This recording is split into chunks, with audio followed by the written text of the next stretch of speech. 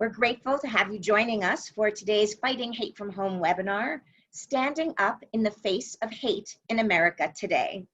For today's call, we'll hear from ADL CEO and National Director, Jonathan Greenblatt, and we'll then hear insights from Mayor Eric Garcetti of Los Angeles, Jennifer Rubin, Andrew Yang, and Van Jones that were shared at ADL's National Leadership Summit earlier this week.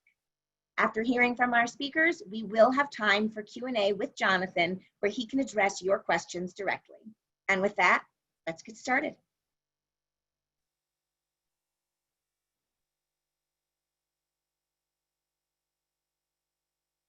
We come together today at an extraordinary time, a time that is so tumultuous, it's hard to make sense of what's going on.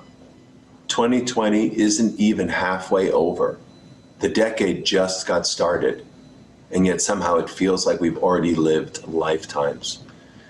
There's so much happening that you can lose sight of the forest through the trees. So if I may, I'd like to spend a few minutes with you today to share the four major trends that I see all colliding together in 2020. Global pandemic, systemic racism, social media, and rampant anti-Semitism, and what it means for us. First, there's COVID-19. This virus has had an immense impact around the world, but just here in America, the disease has wrought havoc. More than 40 million out of work, 100,000 plus dead, and millions sick. Tens of thousands of schools and summer camps closed, hundreds of thousands of businesses shuttered, millions of jobs lost forever. And as this virus rages, there are numerous subtrends, including an alarming tendency for some to accuse Jews of starting or spreading or somehow profiting from the virus. This type of anti-Semitic slander, it's little more than a modern version of the age-old blood libel.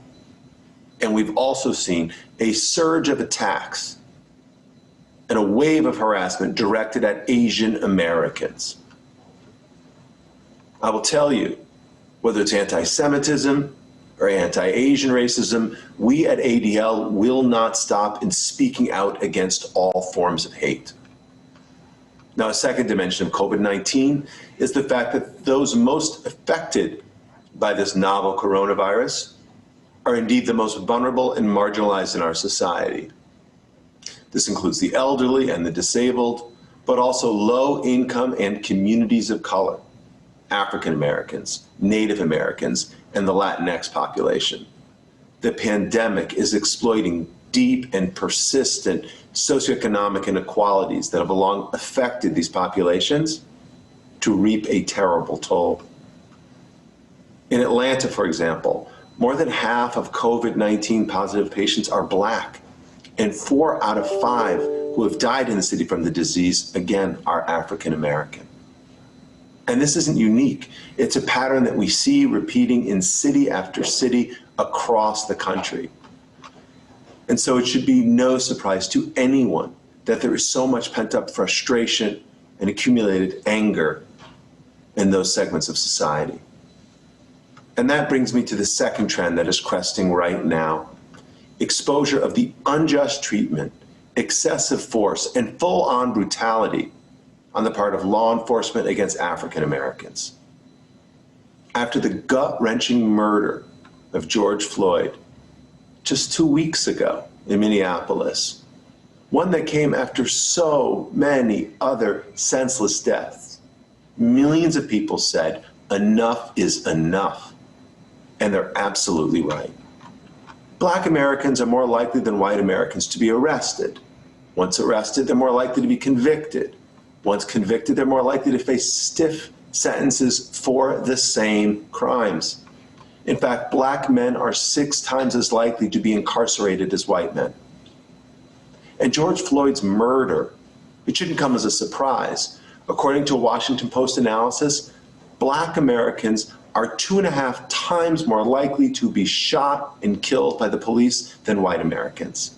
And that's at a time when crime is at a historic 30-year low. Now, ADL has proudly worked with law enforcement for decades. We know that the vast majority of men and women who don a uniform and swear an oath to serve and protect, they do just that. They are good people who respect the law as well as enforce it. But this doesn't change the fact that the law itself is often unjust, and that there are deep institutional flaws in our policing system. There is a painful legacy of law enforcement enforcing systemic biases, dehumanizing Black and brown people, and perpetuating immoral practices that have persisted for far too long. But we can change that today. And let me be crystal clear. This is not about what we can do. It's about what we will do, for one simple reason: because Black lives matter. And I don't say that as a slogan, but as a deeply held moral conviction. So you can expect that ADL will be on the front lines, shoulder to shoulder with our partners in the African American community. Sometimes this will mean amplifying our allies and lifting up their voices. Sometimes this might mean leveraging our unique capabilities in terms of education and training programs. And sometimes this will mean pressing policymakers to ensure that our society and the laws that govern it live up to the promise for all Americans. As we look out at the protests that have filled the streets over the past almost 2 weeks, let's acknowledge that the vast majority have been peaceful, even though we know there also have been incidents of looting and violence. Our Center on Extremism here at ADL has been tracking right-wing extremists like the Proud Boys and Three Percenters, who are trying to use this moment to spin up a race war. We've also seen that there are anarchists and anti-state radicals who are also trying to jack up the temperature toward violence. And this brings me to the third phenomenon that we see playing out in this moment, and that's the role of the internet and specifically social media. Now, we've talked about this before. It isn't new. And not only are we seeing malevolent actors commandeering platforms like Facebook, Twitter, 8kun, Telegram, even Instagram to organize and incite, but we have state actors like Russia and Iran who are trying to use their tweets, trying to push their posts as wedges to further divide our nation. These trolls are conjuring up conspiracies that, unsurprisingly, are ones that we've heard before, that somehow George Soros is funding and paying the protesters, that George Floyd's death was orchestrated by Zionists or globalists, that actors actually staged his killing. I've even seen some claim that a Chabad in Los Angeles was supporting violent Antifa. But it's not just foreign actors in the extreme right. We've also seen some on the far left who, even in this moment of crisis, are trying to stoke division and conflict, spinning tales and contriving fantasies about how Israel trained police officers to attack African Americans. Listen, there are those who glibly and insidiously lump together the Israeli government with violent racists, equating support for the state of Israel with support for structural violence here at home. Now, many of you might not like the politics of Bibi Netanyahu or agree with all the policies of elected officials in the Jewish state, but this kind of slander is dangerous for all Jewish people. Such fictions do little more than amplify anti-Semitism and create the conditions for more violence to be perpetrated against Jews. And this brings me to the fourth phenomenon that we're watching play out in this moment. And that's the fact that all of this chaos, it's happening against the backdrop of the largest spike in anti-Semitism that ADL has ever tracked in our history. Arguably, it's approaching levels that we haven't seen since the 1930s. Now, I was reminded of this fact when just a few weeks ago, the President of the United States was visiting a Ford Motor Company plant and decided to go off script from his prepared remarks and to look away from the teleprompter. But as it turned out, he didn't do so in order to recognize the innovative manufacturing techniques in the plant or to highlight the bravery of the workforce pushing through and working the assembly line through the pandemic. No, not at all. Instead, he went off script to exalt Henry Ford, a notorious anti-Semite who championed the Third Reich. And specifically, the president decided to praise his quote unquote bloodlines. That's right. He chose to emphasize Ford's bloodlines. If you're Jewish and this makes you a bit nervous, you know what? You're not alone. And there's a good reason for that. It's not just the raw wounds of Charlottesville, Pittsburgh, Poway, Brooklyn, Jersey City, and Muncie that still have yet to scab over and heal. It's also the increased security we see around our synagogues and schools that are now fortified like fortresses. It's the friends who've logged on to find their Facebook pages ablaze with anti-Semitic conspiracies, or their virtual study groups Zoom-bombed by Nazis, or who've had children come downstairs to complain about anti-Semitic comments lobbed at them during a Fortnite game, or college-age kids who are afraid to speak out about their love for Israel or just live an open Jewish life on campus. Yes, many of us have good reason to be nervous. Unfortunately, the turmoil we're living in is being exacerbated by an authoritarian and demagogue president who sees fine people in Charlottesville and literally calls out the US military and Black Hawk helicopters to deal with peaceful protesters just to get a photo op. No matter what anyone tells you, Lafayette Park is not a battle space to be dominated. Now, as some of you have heard me say before, I really don't care how you vote or what party you claim is your political home, but let me be clear about one thing. The deteriorating rule of law, the steady degradation of norms, it doesn't bode well for anyone, but it bodes particularly ill for Jews. Societies under this amount of pressure become a breeding ground for the virus of anti-Semitism.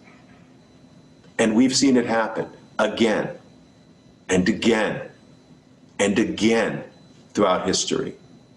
Regardless of how this particular president feels about Israel, authoritarianism, militarism, and paranoia are the enemies of the Jewish people.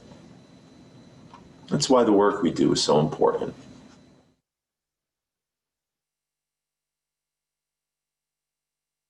And welcome to everybody. What an honor it is to be with you at such a painful moment. And we need the ADL more than ever at this moment in our country's and certainly my city's history.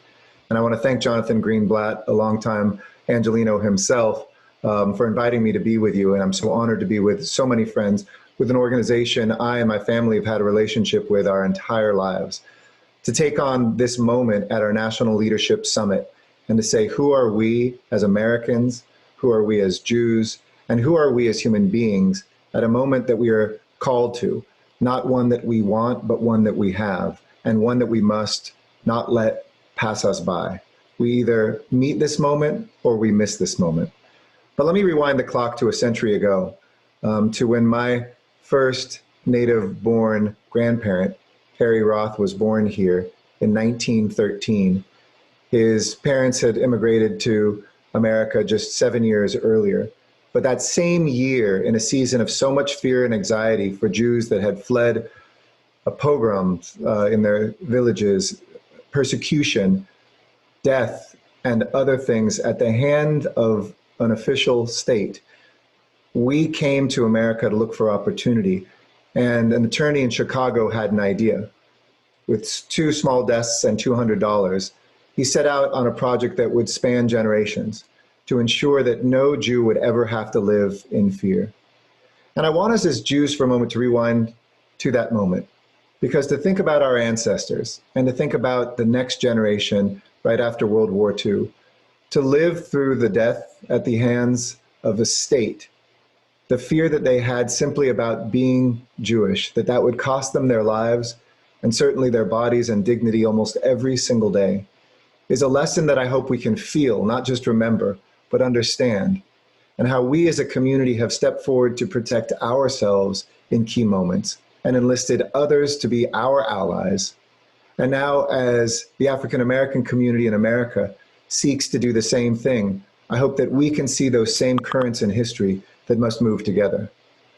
We find ourselves in a similar season of uncertainty, of violence, of injustice, another moment asking us all to take action, to ensure fair treatment and good, long lives for everyone. But This Week in America told a different story, that generations after Emma Lazarus' words were cast into the Statue of Liberty, that there are too many still yearning to breathe free, but who cannot be free, and in this case, who could not even breathe. If we are not blind, we will see our work. If we are not deaf, we will hear the demands. I've certainly heard in my city and across the country the demands and demonstrations of descendants, not people who came here for a better life, but those who were forced onto a slave ship, who themselves faced a Holocaust on the crossing of the Middle Passage, where so many were killed or left to die, something our community knows something about, who were uplifted from their very homes, their lives, their loves, stripped of their humanity. And that wasn't the end. Their dignity, their rights, the slave patrols, the original police that was set up in order to enforce their slavery. And then even when there was freedom offered, the black codes, then Jim Crow, blocked by redlining, discriminatory lending, denying basic safety and security, until a knee was pushed into their neck. If we can't feel in this moment, we never will. But we must listen to that American story. We must let our tears guide us and our hearts tell us who we are. We have to listen to people like the author Ta-Nehisi Coates, who wrote in a letter to his teenage son, the entire narrative of this country argues against the truth of who you are. So let us today confront the truth of who we are. We're mothers who can't send our sons to the store without a lesson in de-escalation. We are fathers who can't send our daughters to college without sharing that some will hate them for being Jewish. We are states still purging black and brown, young and poor people from the voter rolls. We're a nation with so much work to do.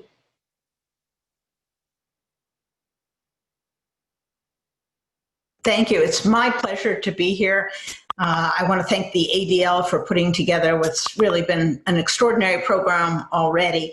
It is also a pleasure to follow Mayor Garcetti. I was an Angelino for on and off for about 3 or 4 decades. And prior to this call, I got to thinking, in the weeks leading up to my wedding in 1992, my then fiance and I observed the Rodney King riots and the destruction, the anger, the sense of helplessness that so many people in Los Angeles felt. And now, 28 years later, still happily married, thank God, how much has changed? How much have we progressed? How much have we learned? And sadly, little. And I think that is the great challenge of our lives. When I was preparing for this, I thought to myself, gosh, if this had been a year ago, I would have spoken about the rise in anti-Semitic incidents or the massacre at the Tree of Life Synagogue in Pittsburgh.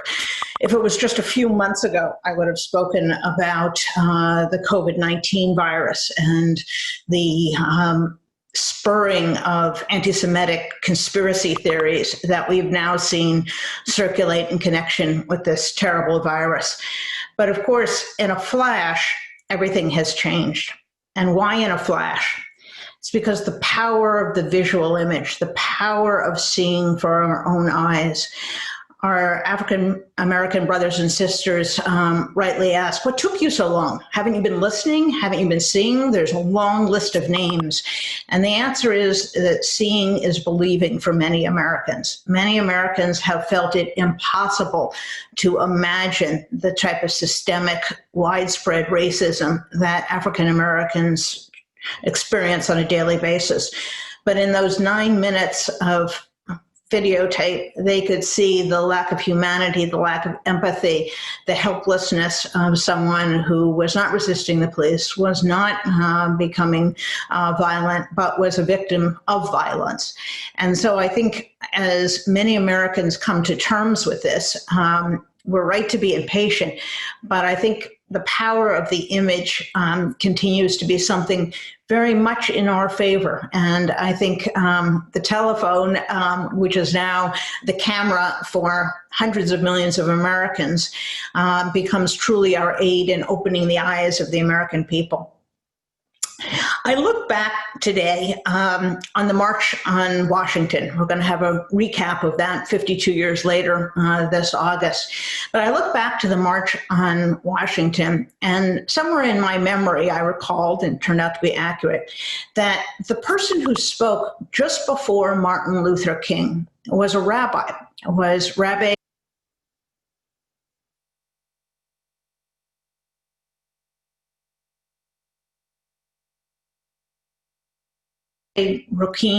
Joachim Prinz, who had been a rabbi in Germany in the war years.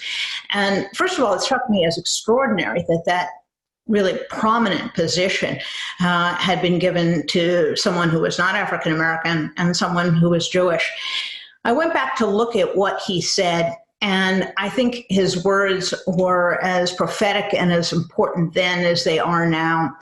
And he said, as a Jewish American, he felt a particular responsibility and a particular connection with the African American community. Why? Because our faith teaches us that from the time of Abraham, God created neighbors. And that is not geographic neighbors, but neighbors who are committed to one another, who are linked from a common destiny, and who have a responsibility to care for one another. We're also linked, of course, in a history of persecution, a history of slavery. And although the experiences of African Americans and Jewish Americans is quite different, the passage of persecution and slavery to freedom is a common journey that in our bones we can feel. When we feel that not only here in America, but across the world, democracies are under assault by illiberal regimes that call the press the enemy of the people, and that destroy the very notion of truth so they can perpetrate the big lie, that erode norms of democracy and the rule of law. We know what that experience is and are especially attuned to it and should be attuned to it. The rabbi at the March in Washington said something that was interesting towards the end of his remarks. And that was, he felt, even having been a rabbi in Berlin, that the greatest threat was not hate and was not bigotry, but was silence. And that this regime, this people that had reached great heights of sophistication and intellectual exercise had become passive onlookers in mass murder. And then in 1963, the rabbi pled with the people who are listening, do not become a nation of onlookers. Do not become passive in the face of what you see. And that could not be more true today.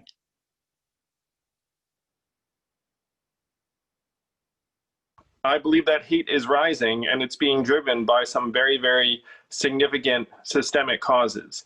And to me, the ADL should be thinking about how to address those causes as well as the manifestations. Now, by the time an official organ or a public figure makes an expression of hate, in my mind, many things have happened before that. And right now, we can see around us that our country is in terrible condition. And the riots and protests in response to George Floyd's tragic death are one manifestation. But we've been struggling with a winner-take-all economy that has left millions and millions of Americans behind for years. That is one reason why it feels like we are turning against each other. And unfortunately, that has been accelerated and made much, much worse by this coronavirus pandemic. There are 40 million unemployed Americans right now that we know of, and that is an undercount given that many people aren't in position to file for unemployment. We're talking about Depression-era levels of dislocation. About half of American workers are not working right now. About half American citizens, adults, are not working right now. Now, this is a tinderbox, really, because if you have tens of millions of Americans looking around who don't have jobs, they are going to respond to negative and extremist ideologies in different ways than if we had a thriving and prosperous economy and society. Now, I'm Asian American, you may have noticed, and certainly for Asian Americans, the coronavirus pandemic has brought a surge in racism against us, but it's not just us. You can see that racism has been rising in different parts of society, and anti-Semitism has been rising in different parts of society. So when you think about the best possible vision of the future, is it one where people have vastly uneven and unequal situations, but we're policing expressions of hate? Or is it one where there's enough to go around? What's fueling much of the hatred in our country right now is scarcity, really. That there is this idea that there's not enough to go around and some have it more than others. There's a perception and a reality that they have less.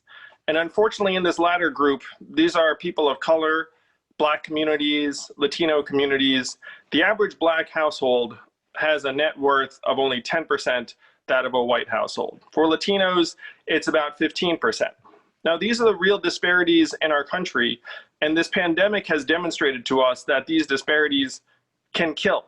They are lethal. We are seeing there are much, much higher rates of fatality among Black communities and communities of color than any other community. And the killing of George Floyd is not just a reflection of police forces that have lost their way and become oppressive to certain groups of people, but it's also a reflection on poverty, where if you look, George Floyd was arrested for allegedly using a counterfeit $20 bill. These are the things that are making us feel like we are losing. Like this sense of scarcity is turning us against each other, because it is. And this time we're in, this new pandemic-driven Great Depression, is a time of historic challenge. if we just try to police statements of hatred when they reach the media, we are far, far too late. We have to go much, much earlier in the chain of this rampant inequality and deprivation and scarcity that is killing people and tearing us apart. Now, what is the opposite of scarcity? What is the path forward? How can we actually make progress on the ADL's historic mission of reducing hate? The opposite of scarcity is abundance. That is our only path out of this. That is our only way to provide a secure path forward for tens of millions of Americans who right now are looking around wondering where their next paycheck is going to come from, how they're going to pay for next month's groceries, how they're going to keep a roof over their families' heads. That, to me, has to be our shared mission if we are truly going to create a future that is not riven and torn apart by hatred.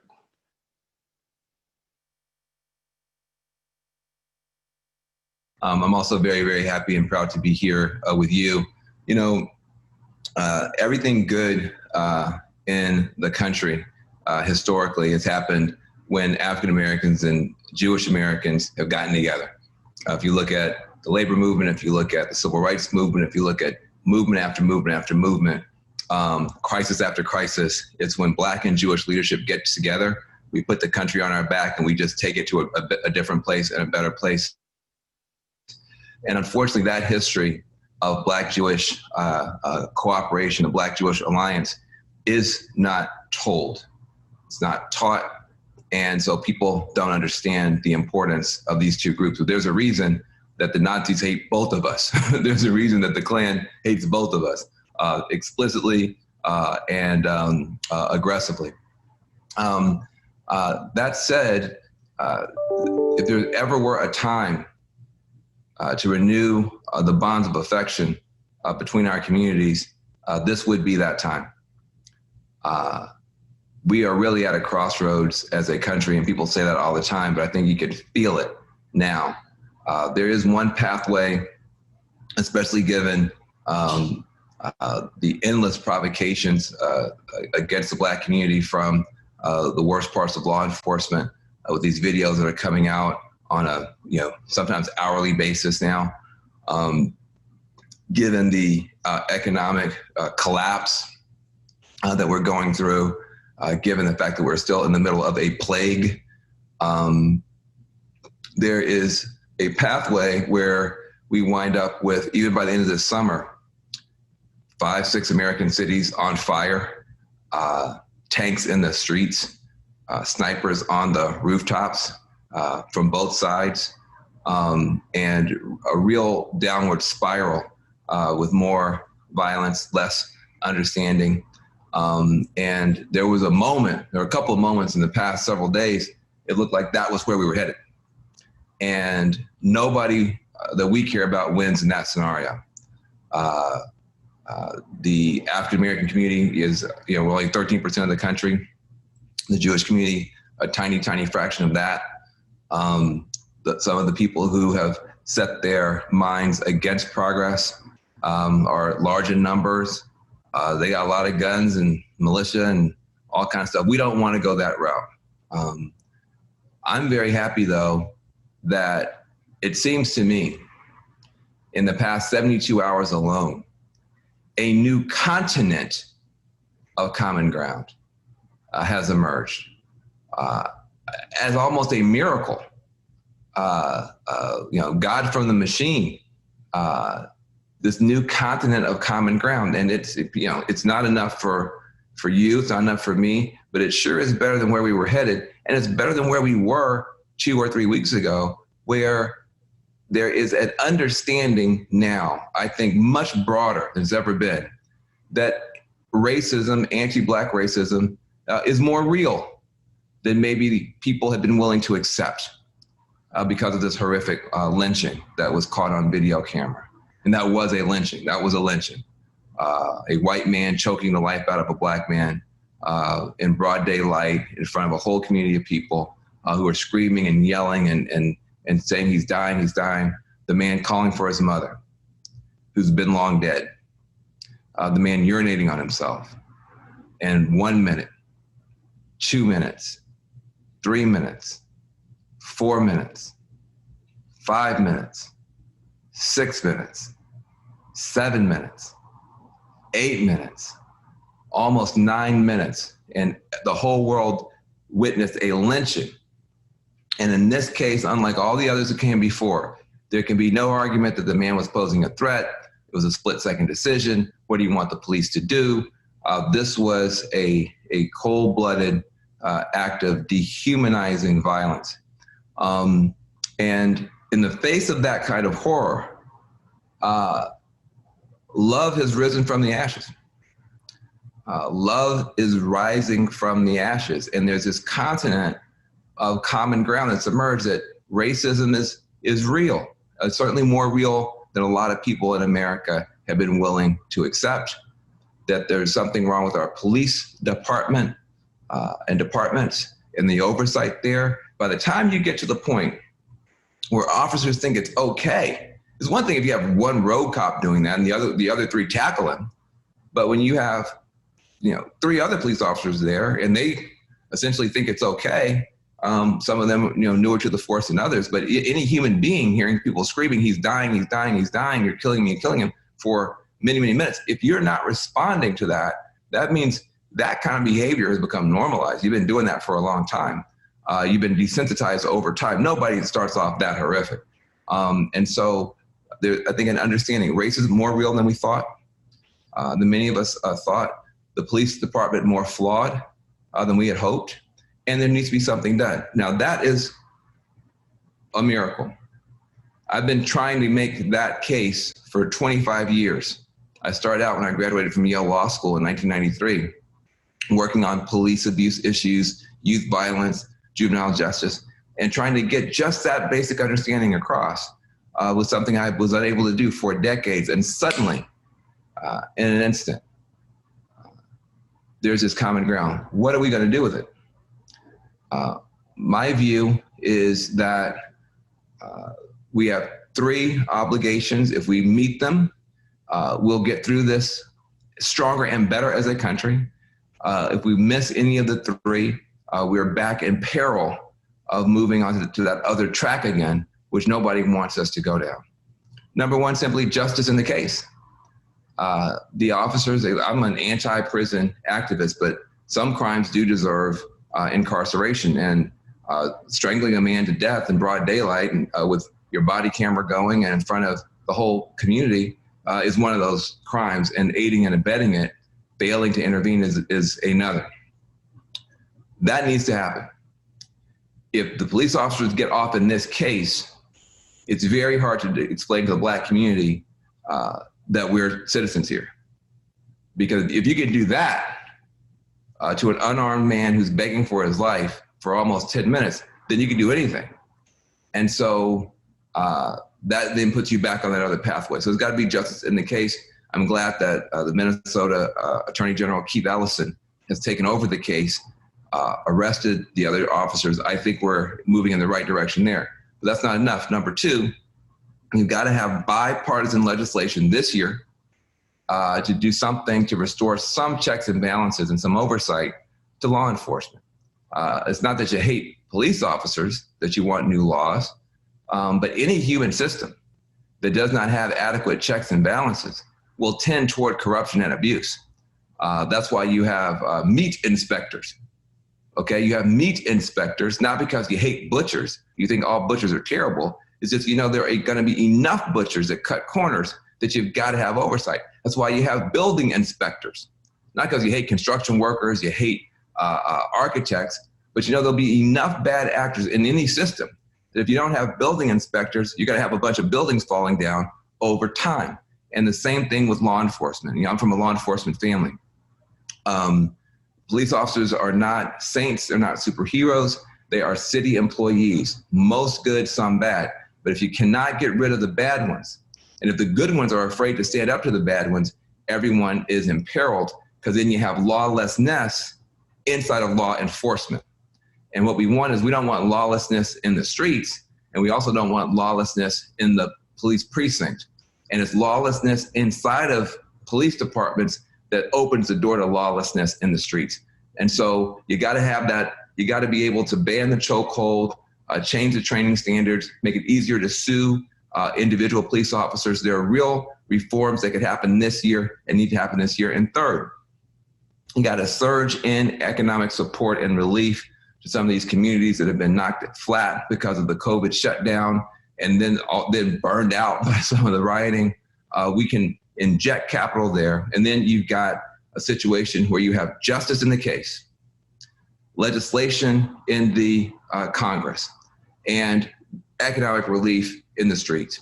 If you do those three things, we wind up stronger and better and safer and able to move forward together.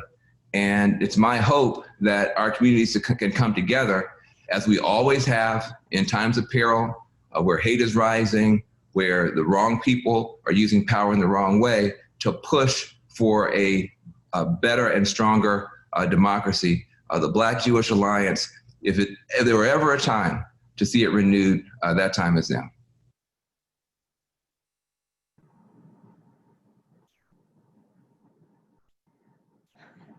Those were really some powerful speakers. My gratitude to each of them for taking time to be with us in our ADL leadership this week. So I'm pleased that we've got Jonathan with us and we're able to ask him some questions. The chat has been very, very active since the beginning of this call. So I'm going to try and group some of these questions into the major themes that we're seeing in the chat. Okay. So Jonathan, let's start with, can you speak a little bit to what we've seen in terms of the rise of anti-Semitism during the COVID-19 pandemic? Sure.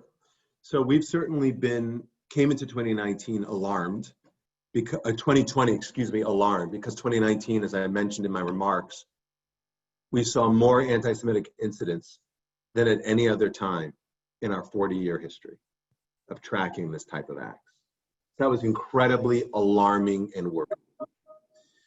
As I look forward then, we thought hopefully 2020 will be better, but in fact, COVID-19 has created all kinds of disruptions.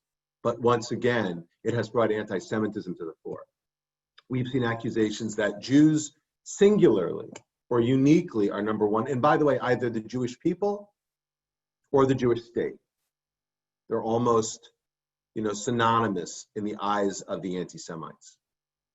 That either Jews are number one, responsible for starting the disease, that the virus was a bioweapon, that the virus somehow originated with Jews. Secondly, that Jews are uniquely spreading the disease, that somehow Orthodox Jews are responsible for it, or that it started at the AIPAC conference, or other kinds of crazy conspiracies. And that finally, Jews are somehow trying to profit from the virus, profit off the disease, that Jews are developing the virus, or Israel's developing the virus just to gouge non-Jewish communities. All of this is false. All of this is offensive. All of this is wrong. Jews are experiencing the coronavirus crisis like every other community. Jews are suffering from dying from the disease, or at a minimum being disabled by it. Businesses are being closed, jobs are being lost for Jews just like everyone else. And it's unfortunate that in this moment of tension, that we can't all just come together. I think it's very disappointing. Yeah, there's been a variety of points made along those same lines in the chat as well. And that's actually a great segue into the next topic that maybe is the thing I'm seeing the most in the chat. Can you speak a little bit to anti-Semitism within the Black Lives Movement? There's certainly been reporting on that, and there was back in 2016. I think it's something people still carry with them. Can you speak a little more towards that? Well, first of all, I think it's impossible to ignore.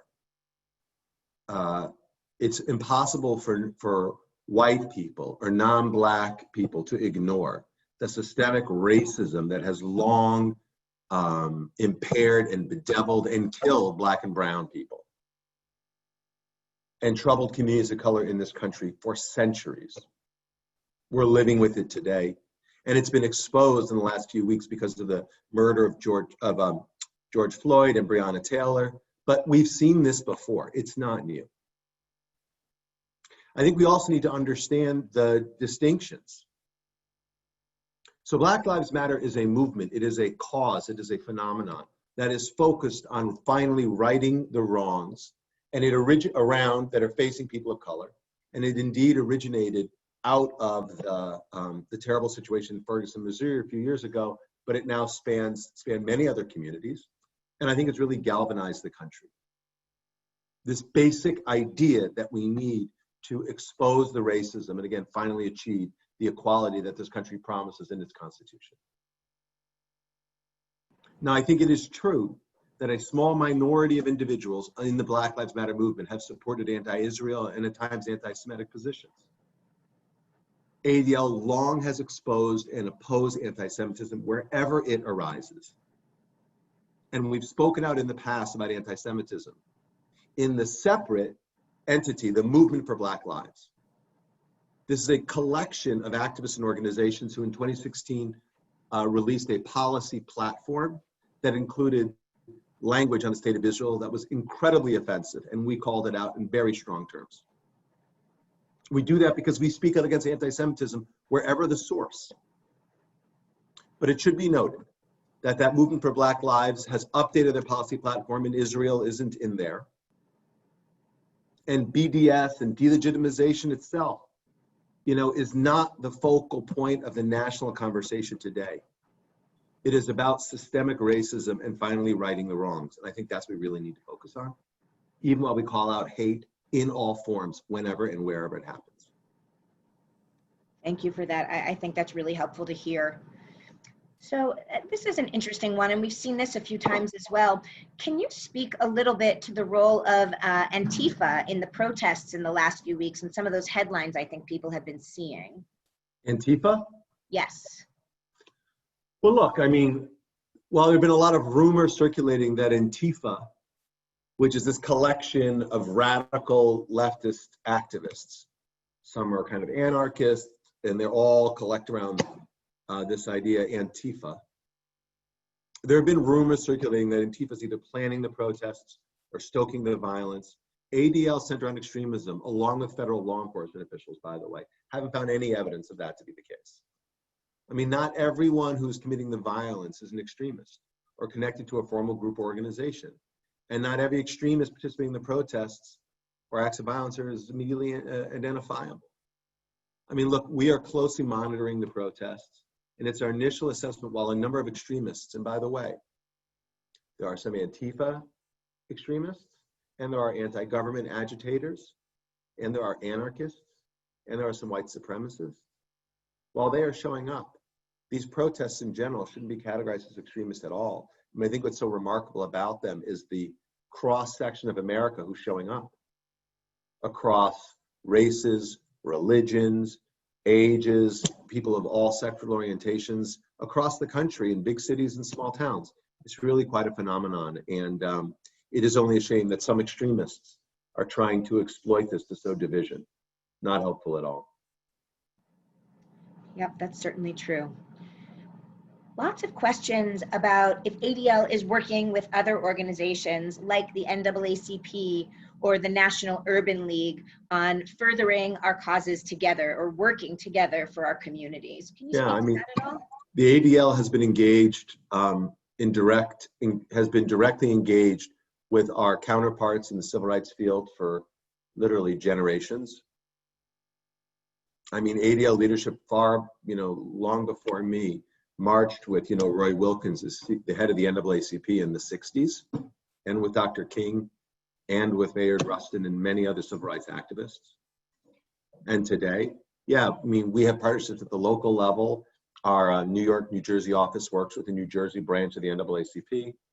Just last week, the head of our Philadelphia office co-wrote an op-ed with the head of the National Urban League chapter in Philadelphia.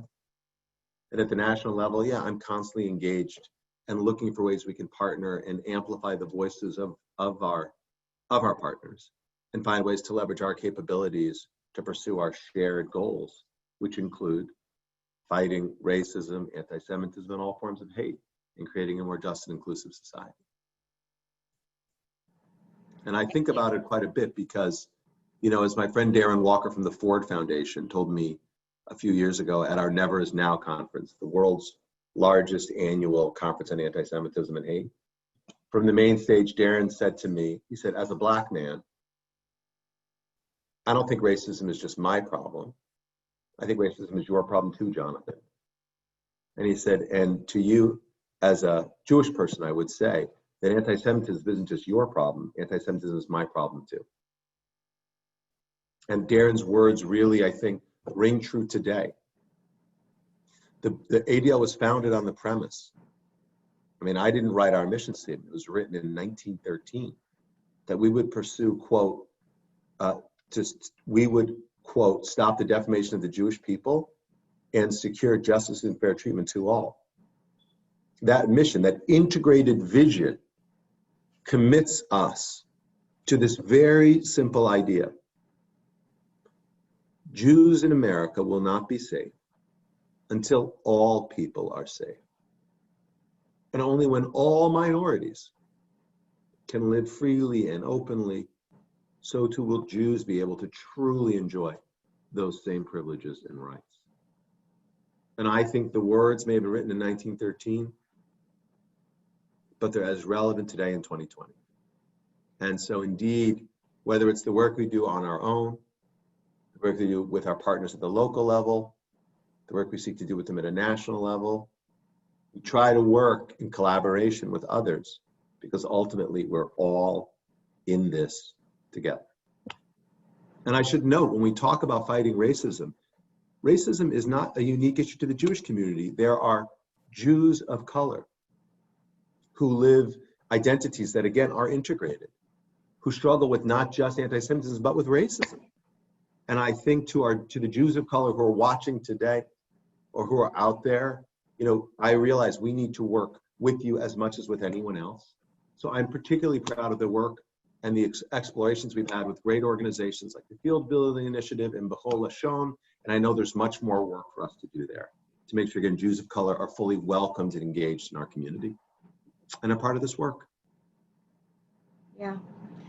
Is there anything else you'd like to speak to around action that ADL is specifically taking to help combat racism and to really hold up the second part of that mission and defeat systemic racism and injustice in the states?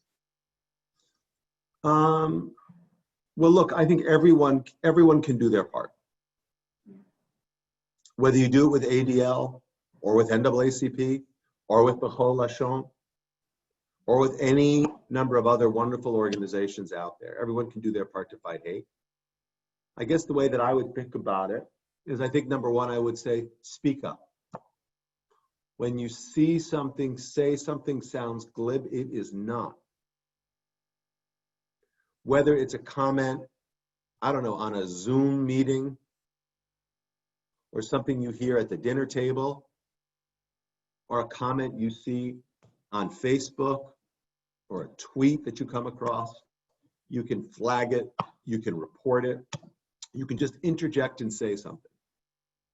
We all have an obligation, I would say, if we want to create a world without hate, to realize we can help to create that world and we take action. That's number one.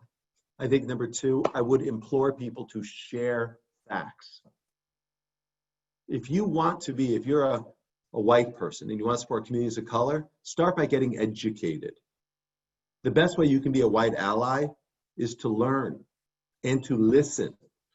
And so I would implore you to do that. And when I say share facts, I also mean as you acquire knowledge, to convey it, not to engage in hysteria, not to like traffic in conspiracy theories, not to tweet around memes, right? I think staying grounded, staying focused, being level-headed, I think that's critical. So share facts. So speak up. Share facts, and finally, show strength. Lean in. Now, there are lots of ways to lean in. You can lean in by showing up at one of these protests. You can lean in by making a donation to the ADL or to, I don't know, again, some of the groups that I've mentioned, like B'chol Lashon or NAA. You can lean in by volunteering, getting involved with a local ADL office. There's so many ways one can do it. But look, ultimately, I think the fight against hate starts now.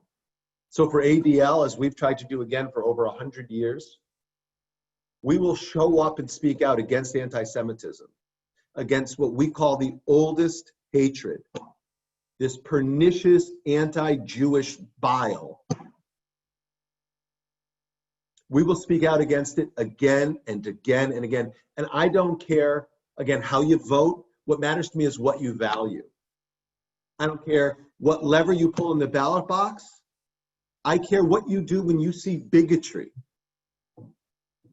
And if that cause compels you, if you want to create a world without hate, if you want to stand up to those who would use scapegoats, who resort to stereotypes, then you should join us, because this is the place for you. Because ultimately, we will never relent until, as I said before, we see justice and fair treatment provided to all. Thank you, Jonathan. I think that was a really powerful answer and makes me proud that I'm able to say that I work at ADL. So thank you for that. And thank you to our speakers who were able to be with us this past week. And thanks to all of you for joining us today. We're grateful to have you with us. The links to all of our speakers and their full remarks will be available right after this call on YouTube. We'll be putting the link for that in the chat, and it will also be included in the material we send to you as follow-up. We hope that you will consider joining us again for our next Fighting Hate from Home, which will be Thursday, June 25th. As a reminder, we are now switching to an every other week for this webinar program, and we hope that you'll be able to join us. Until then, please stay safe and continue to be well.